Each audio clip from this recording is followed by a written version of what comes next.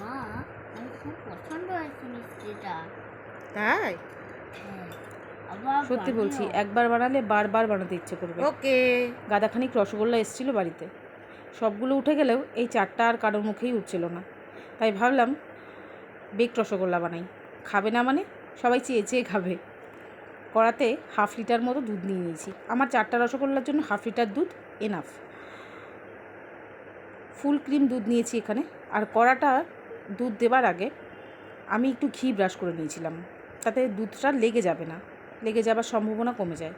আর 3টা বড় চামচ নিয়ে নিয়েছি গুঁড়ো দুধ। দুধটা উষ্ণ গরম হয়ে গেলে গুঁড়ো দুধটা দিয়ে দিলাম, আর এটা ভালো করে মিক্স করে নিলাম। এবার দিয়ে দেবো একটুখানি জাফরান। 2টো এলাচকে আমি গুঁড়ো করে নিয়েছিলাম, সেই এলাচ দানাগুলো দিয়ে দেবো এবারে। এবার এটা মিডিয়াম হিটে ভালো করে ফুটতে দেবো।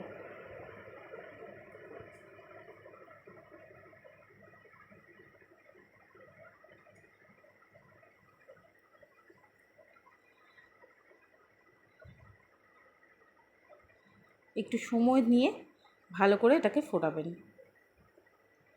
এবার সাইডে যে মালাইগুলো জমবে এগুলোকে ভেতরের দিকে দিয়ে দেব।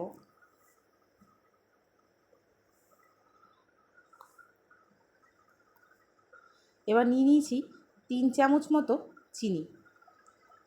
আমি এটুকু মিষ্টি দিতেই মিষ্টি ঠিক আছে আমাদের জন্য, কারণ এত মিষ্টি খেয়েছি আর বেশি মিষ্টি ভালো লাগে না।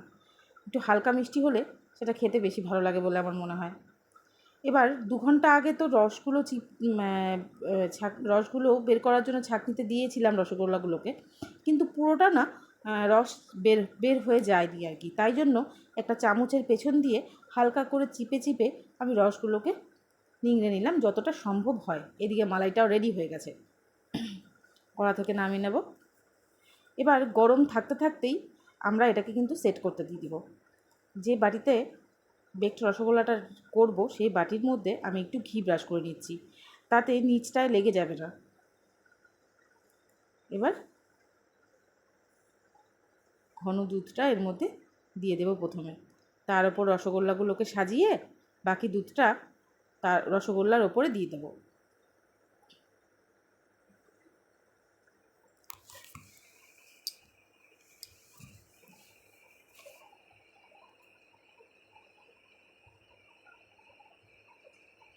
ঠিক এভাবে আপনারাও বানিয়ে খাবেন, দোকানের থেকে ভালো হয়, আমি এটা আপনাকে গ্যারান্টি দিচ্ছি।